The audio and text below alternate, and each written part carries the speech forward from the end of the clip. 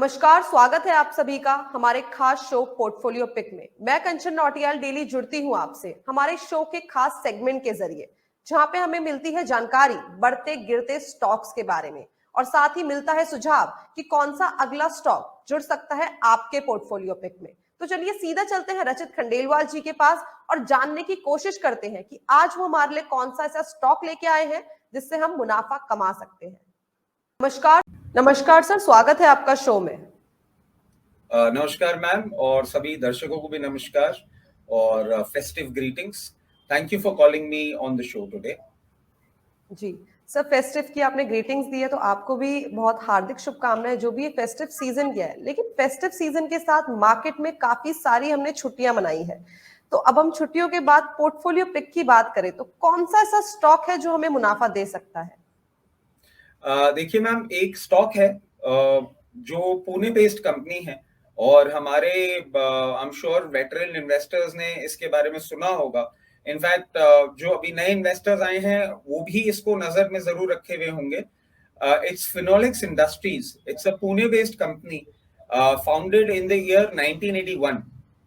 और अगर इसके बारे में और थोड़ा देखें तो it is one of the largest manufacturer of PVC pipes in India. PVC resin, PVCU pipes, fittings और एग्रीकल्चर रिलेटेड जो इनके मॉड्यूलर फिटिंग्स होती हैं, अंडरग्राउंड सीवरेज पाइप्स में भी ये कंपनी एक अच्छा रोल प्ले करती है। प्लम्बिंग पाइप्स भी हैं और ये कुछ सॉल्वेंट्स भी प्रोवाइड करते हैं to pharma, fertiliser, paints, lamination, amines and various such kind of industries. Market capitalization इसका है 9735 crores। फेस वैल्यू है ₹2। प्रोमोटर होल्डिंग 52.47% पे है। FIIs 5.59%, DIIs 9.81% और पब्लिक डोमेन में 31.67%, 76% I'm sorry, पे ये मेंटेन कर रही है। जी, तो सर ये बात हुई कंपनी किस सेक्टर में काम करती है, कंपनी के जो बेसिक फंडामेंटल्स है वो क्या है। सर कंपनी की अर्निंग्स क्या है? मैम देखिए, अर्निंग्स भी बहुत अट्रैक्टिव लग रही हैं अभी। अगर हम प्रॉफिट ग्रोथ देखें तो फॉर पास्ट 3 इयर्स कंसिस्टेंटली 44.41% पे मेंटेन हो रहा है। आरओई देखें तो करीबन 24.67% पे है फॉर पास्ट 3 इयर्स। आरओसीई 30.11% पे है फॉर पास्ट 3 इयर्स और कंपनी वर्चुअली डेट फ्री है। जी, इसके साथ साथ हम देखें तो इसका इंटरेस्ट कवरेज रेशियो भी बहुत अट्रैक्टिव है एट 99.33% और कैश कन्वर्जन साइकिल भी 36.55 डेज का है, जो इसकी इंडस्ट्री के हिसाब से बहुत ही अट्रैक्टिव है। तो कंपनी की अर्निंग्स जो है वो बता दी है, कंपनी के फंडामेंटल्स जो है वो बता दिए, लेकिन सर जब भी हम मार्केट की बात करें तो कॉम्पिटिटर्स ना हो ऐसा हो नहीं सकता। इस कंपनी के पीयर कंपैरिजन में कौन सी कंपनीज है? मैम देखिए, बहुत ही उम्दा सवाल है आपका। पीयर कंपैरिजन इक्वली इंपॉर्टेंट होता है और अगर हम इस पर्टिकुलर कंपनी के पीयर्स को देखें तो Astral, Supreme Industries, Prince Pipe, Polypex Corporation, ये कुछ एक कंपनीज हैं जो इसके कॉम्पिटिटर्स हैं। और एक चीज मैं आपको और बताना चाहूंगा, आप पीयर कंपैरिजन की बात कर रही हैं, उसमें भी ये कंपनी मुझे बहुत ही ज्यादा अट्रैक्टिव लग रही है। क्योंकि अगर हम करंट प्राइस लेवल पे देखें और अर्निंग्स के हिसाब से देखें तो प्राइस टू बुक वैल्यू जो फिनोलेक्स इंडस्ट्रीज का है वो 2.54 पे है। और इंडस्ट्री के कुछ हम और जो कॉम्पिटिटर्स हैं उनकी देखें तो बहुत हायर साइड पे है। जैसे एस्ट्रल का 20.34 पे है, सुप्रीम इंडस्ट्रीज 8.76, पॉलीपेक्स कॉर्पोरेशन 6.62।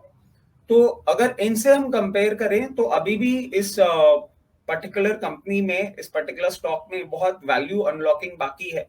वो एक और ऐसा पैरामीटर है जो हमको इस चीज पे और ज्यादा सोचने मजबूर करता है कि इसका अपसाइड अभी अच्छा बाकी है।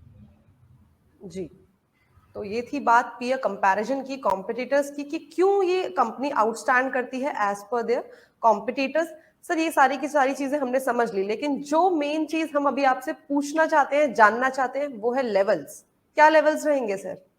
मैम देखिए, करंट लेवल्स पे बहुत ही अट्रैक्टिवली प्लेस्ड है ये कंपनी एट 156 लेवल्स। यहाँ पे हम एक बाइंग पोजीशन इनिशिएट कर सकते हैं।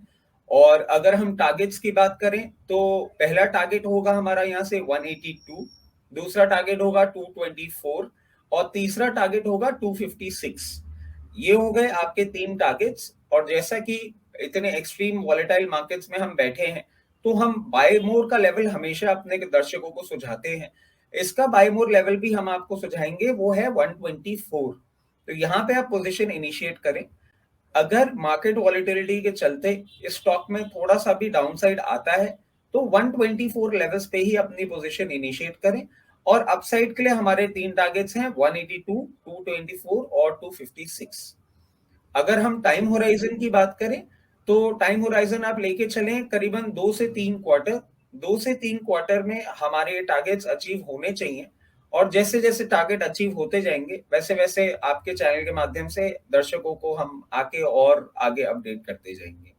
इसमें एक डिस्क्लोजर भी मैं आपको देना चाहूंगा कि हो सकता है इसमें मेरे और मेरे क्लाइंट्स की और डिपेंडेंट फैमिली की पोजीशन हो। जी, तो सर ने काफी अच्छे तरीके से हमें समझा दिया है कि फिनोलेक्स इंडस्ट्रीज को आप अपने पोर्टफोलियो पिक में जोड़ सकते हैं और मुनाफा भी कमा सकते हैं। बहुत शुक्रिया सर आपका हमारे शो में आने के लिए, हमारे दर्शकों को और हमें इतनी बढ़िया जानकारी और सुझाव देने के लिए। धन्यवाद। धन्यवाद। तो ये थे रजत खंडेलवाल जी, जो लेके आए थे फिनोलेक्स इंडस्ट्रीज का पोर्टफोलियो पिक। ऐसे ही अलग अलग स्टॉक के एनालिसिस के लिए जुड़े रहिए हमारे शो पोर्टफोलियो पिक के साथ। धन्यवाद।